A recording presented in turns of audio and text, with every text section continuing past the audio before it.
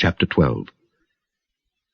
Now about that time Herod the king stretched forth his hands to vex certain of the church. And he killed James the brother of John with a sword. And because he saw it pleased the Jews, he proceeded further to take Peter also. Then were the days of unleavened bread. And when he had apprehended him, he put him in prison, and delivered him to 4 quaternions of soldiers to keep him, intending after Easter to bring him forth to the people. Peter therefore was kept in prison, but prayer was made without ceasing of the church unto God for him. And when Herod would have brought him forth, the same night Peter was sleeping between 2 soldiers, bound with 2 chains, and the keepers before the door kept the prison.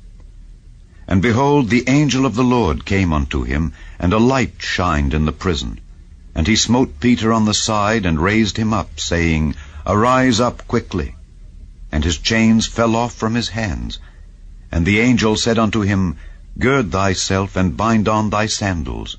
And so he did. And he saith unto him, Cast thy garment about thee, and follow me.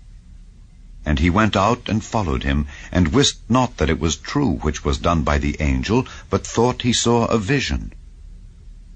When they were past the first and the second ward, they came unto the iron gate that leadeth unto the city, which opened to them of his own accord.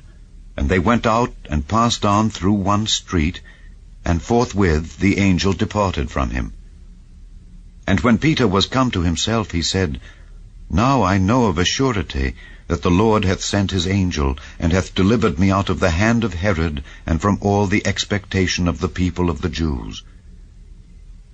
And when he had considered the thing, he came to the house of Mary, the mother of John, whose surname was Mark, where many were gathered together praying.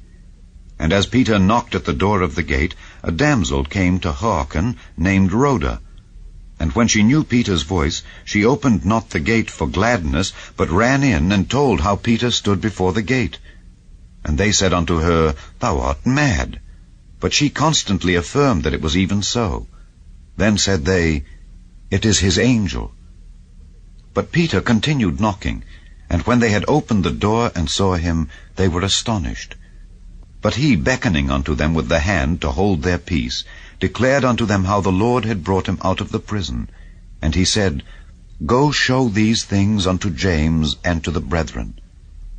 And he departed, and went into another place. Now as soon as it was day, there was no small stir among the soldiers what was become of Peter.